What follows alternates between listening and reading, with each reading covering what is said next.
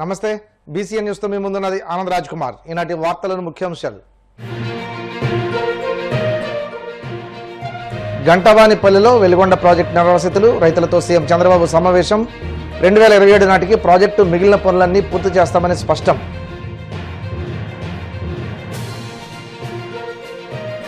CM Chandrababu నాయకత్వంలో గంజాయిపై ఉక్కుపాదం మోపమన్న హోంమంత్రి అనిత. రాష్ట్రంలో గంజాయి సాగును పూర్తిగా అరికట్టగలిగామని వెల్లడి.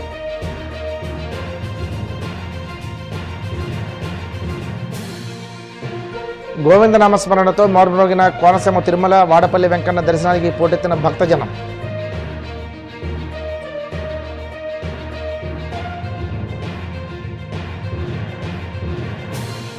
తిరుమల శ్రీవారిని దర్శించుకున్న ఏపీ డీజీపీ హరీష్ కుమార్ గుప్తా ఆలయ మర్యాదలతో స్వాగతం పలికిన అధికారులు.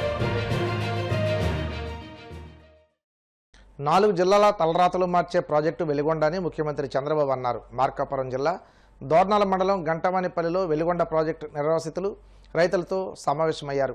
అనంతరం మాట్లాడుతూ నీళ్లు లేక చాలామంది ఫ్లోరైడ్ వాటర్ త్రాగుతున్నారని, కృష్ణానది జలాలు ఈ ప్రాంతానికి వస్తాయనే ఆలోచన ఎవరూ చేయలేదన్నారు. 1996 మార్చి 26న వెలుగొండ ప్రాజెక్టు నిర్మాణాన్ని ప్రారంభించామని, 900 కోట్లు పునరావాసం కోసం కేటాయించామన్నారు.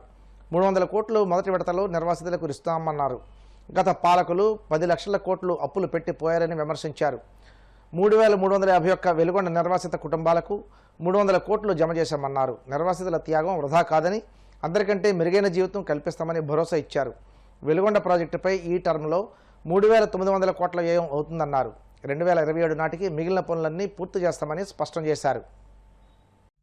ముఖ్యంగా వెలుగొండ ప్రాజెక్టు వల్ల నష్టపోతున్న రైతులందరికీ కూడా మళ్ళీ పునరావాసం కల్పించడానికి మనం ఈరోజు ఈ కార్యక్రమాన్ని ఏర్పాటు చేసుకున్నాం. నేను ఎప్పుడు కూడా ఇప్పుడే కాదు, నేను మొదటి నుంచి అభివృద్ధి జరగాలి, అభివృద్ధి జరిగేటప్పుడు దానికి కొంతమంది ముందుకొచ్చి భూములు ఒక విధంగా చెప్పాలంటే త్యాగం చేస్తున్నారు. తరతరాలుగా మీరు ఇక్కడ ఉన్నారు, మీ పెద్దవాళ్ళు మీ పూర్వీకులు ఇక్కడనే పుట్టారు, ఇక్కడనే పెరిగారు, తర్వాత మీరు వచ్చారు. అందరూ కూడా ఈ భూతల్లిని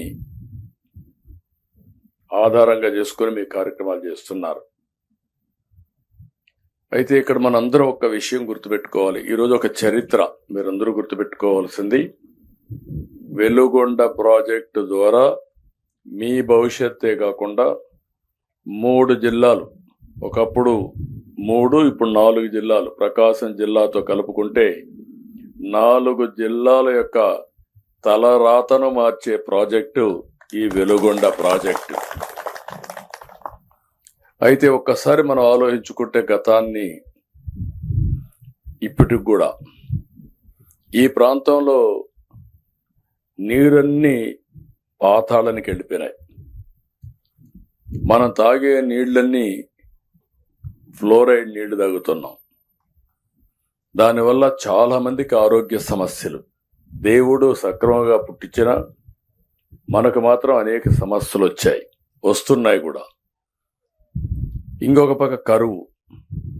అనేక సందర్భాల్లో మార్కాపూర్ ప్రాంతం అంటే ఇది ఒక కరువు ప్రాంతం, అన్ని విధాల ఇబ్బంది పడే ప్రాంతం వచ్చింది. ఈరోజు ఒక్కోసారి చరిత్ర, అప్పుడప్పుడు కొంతమంది యుగ పురుషులు పుడతారు. ఒకప్పుడు కృష్ణా నదీ జలాలు ఈ ప్రాంతాలకు వస్తాయని ఎవరు కలగూడగనలేదు. అలాంటి సమయంలో నందమూరి తారక రామారావు గారు ముఖ్యమంత్రి అయిన తర్వాత మొట్టమొదటిసారిగా ఆలోచించి రాయలసీమకు కృష్ణా జలాలు ఎట్లివ్వాలి, ఈ మార్కాపూర్ ప్రాంతానికి కూడా నీళ్లు ఎట్లివ్వాలని ఆలోచించినటువంటి మొదటి వ్యక్తి నందమూరి తారక రామారావు గారు 1985లో. దానికి శివరామకృష్ణయ్య గారిని ఒక ఇంజనీర్ని ఆ రోజు అపాయింట్ చేశారు. ఆయన రాష్ట్రం అంతా తిరిగి, అన్ని ప్రాంతాలు తిరిగి ఎక్కడెక్కడ నీళ్లు రావాలనో, ఏ విధంగా వస్తుందో అప్పుడే వెలుగొండ ప్రాజెక్ట్ ఒకటి వస్తే బాగుంటుందని ఒక ఆలోచన చేసి ఒక రూపకల్పన చేశారు. నేను 95లో ముఖ్యమంత్రి అయ్యాను. నేను ఈ ప్రాంతానికి వస్తే మీరందరూ ఒకటే మాట అడిగేవాళ్ళు, మాకు వెలుగొండ కావాలి, వెలుగొండ కావాలని. నేను ఆ రోజు మిమ్మల్ని అడిగాను, వెలుగొండ ఎట్లొస్తుంది, నీళ్లు ఎక్కడున్నాయి, మనకు లేవు కదా, లేనప్పుడు ఎట్లొస్తుందంటే మీరు. సీఎం చంద్రబాబు నాయకత్వంలో గంజాయిపై ఉక్కుపాదం మోపినట్లు హోంమంత్రి వంగలపూడి అనిత అన్నారు. అమరావతిలో జరిగిన ఒక కార్యక్రమంలో అనిత పాల్గొని డ్రగ్స్ నిర్మూలనలో విశేష ప్రతిభ కనపరిచిన ఈగల్ టాస్క్ ఫోర్స్ అధికారులకు ఎక్సలెన్సీ అవార్డులను ప్రదానం చేశారు. ఈ సందర్భంగా ఆమె మాట్లాడుతూ ముఖ్యమంత్రి చంద్రబాబు నాయకత్వంలో రాష్ట్రంలో గంజాయి సాగును పూర్తిగా అరికట్టగలిగామని స్పష్టం చేశారు. గతంలో దాదాపు 17,000 నుండి 20,000 ఎకరాల్లో సాగైన గంజాయి తోటలను ఇప్పుడు పూర్తిగా నిర్మూలించి సాగును జీరో స్థాయికి తీసుకొచ్చినట్లు వెల్లడించారు. గంజాయి సాగుకు అలవాటు పడిన రైతులకు నష్టం జరగకుండా వారికి ప్రత్యామ్నాయ పంటలు వేసుకునేలా ప్రభుత్వం తరపున అవసరమైన ప్రోత్సాహాన్ని అందిస్తున్నామన్నారు. ఒక యూరిన్ టెస్ట్ బేస్ చేసుకుని ఒక కిట్ ని కూడా మనం అందరం కూడా పెట్టుకున్నాం. ఎక్కడైనా మాకు ఇలా కనిపిస్తే గనక, ఇలా గాంజా తీసుకున్న ఇన్ఫర్మేషన్ వచ్చిన వెంటనే ఫస్ట్ మా ఈగల్ టీం 1972కి ఎవరైనా కాల్ చేస్తే ఇమీడియట్ గా అక్కడికి మా ఫోర్స్ వెళ్ళటం, వాళ్ళని పట్టుకోవడం, వాళ్ళని టెస్టులు చేయటం, వాళ్ళ అరెస్టులు చూపించటం, లేకపోతే వాళ్ళు మనకి డిఅడిక్షన్ సెంటర్కి వెళ్తామంటే మళ్ళీ తిరిగి వాళ్ళని డిఅడిక్షన్ సెంటర్కి పంపించటం, ఇవన్నీ కూడా ఒక ప్రొసీజర్ ప్రకారం జరుగుతుంది. ఇంతకు ముందు డిఅడిక్షన్ సెంటర్స్ అంటే పేపర్ మీద ఉండేవి కానీ బయటకు కనిపించేవి కాదు. కానీ ఈరోజు స్టేట్ లెవెల్లో ఎంతో మంది NGOs ని బేస్ చేసుకుని డిఅడిక్షన్ సెంటర్స్ ని కూడా ఏర్పాటు చేసుకున్నాం. ప్రిజన్స్ లో ఇంతకు ముందు డిఅడిక్షన్ సెంటర్స్ ఉండేవి కాదు.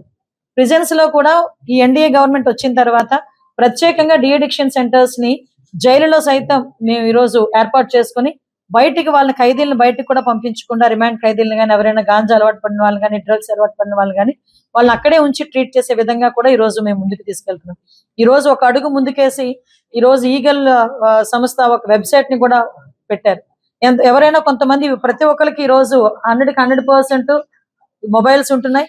అట్ ద సేమ్ టైం ఒక్కొక్కరికి ఒకటికి మించి రెండు మొబైల్స్ చాలా మంది వాడుతున్నారు.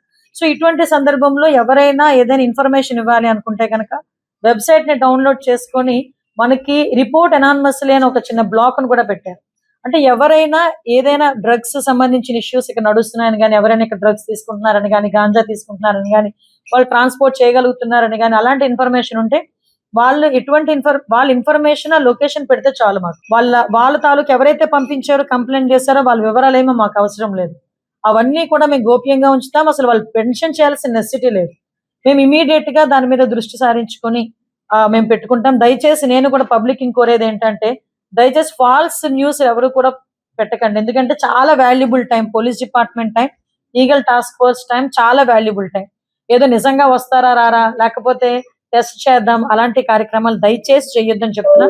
నిజంగా మీకు కష్టం వచ్చింది, ఆ కష్టంలో ఎవరైనా ఇబ్బందులు పెడుతున్నారు, డెఫినెట్ గా మా టీం వస్తుంది, వాళ్ళు రెస్క్యూ చేసుకుంటాం వాళ్ళని.